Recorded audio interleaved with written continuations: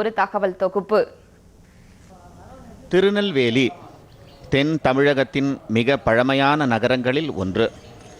இதன் பெயரை கேட்டாலே நாவில் எச்சில் ஊறும். அதற்கு காரணம் அல்வாதான்.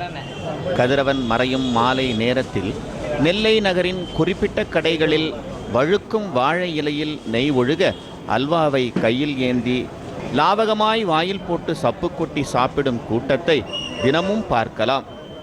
இத்தனை சிறப்புமிக்க அல்வாவை நெல்லையில் 100 ஆண்டுகளுக்கு முன் அறிமுகப்படுத்தியது ராஜஸ்தானைச் சேர்ந்த ஒரு குடும்பத்தினர்தான் என்பது ஆச்சரியமான விஷயமாகும்.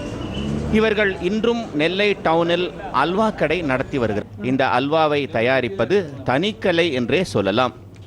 சம்பா கோதுமையை தண்ணீரில் 24 மணி நேரம் ஊற வைத்து பிறகு ஆட்டுக்கல்லில் அரைத்து பாலை எடுத்து அத்துடன் சர்க்கரை, கேசரி பவுடர், நெய், முந்திரி பருப்பு கலந்து உருளி என்ற பாத்திரத்தில் போட்டு மிதமான வெப்பத்தில் பக்குவமாய் கிளறி சரியான நேரத்தில் வார்த்து எடுத்தால் நெல்லை அல்வா ரெடி.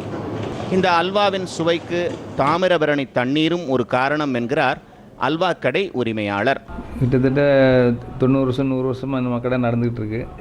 3 தலைமுறையாக நடந்துகிட்டு இருக்கு, இருட்டு கடைங்கிற பேரால்.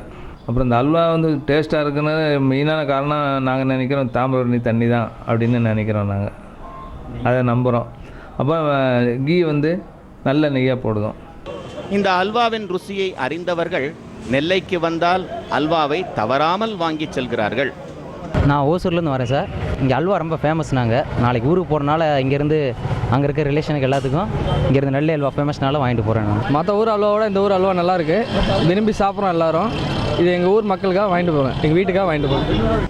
நண்பர்கள் கூடி பேசும்போது அல்வா கொடுத்துட்டாங்கப்பா என்று வேடிக்கையாக கூறுவார்கள். ஆனால் நெல்லை அல்வாவை கொடுத்தால் அதை வாங்கி கொள்ள யாரும் மறுக்க மாட்டார்கள் என்பது நிதர்சனமான உண்மை.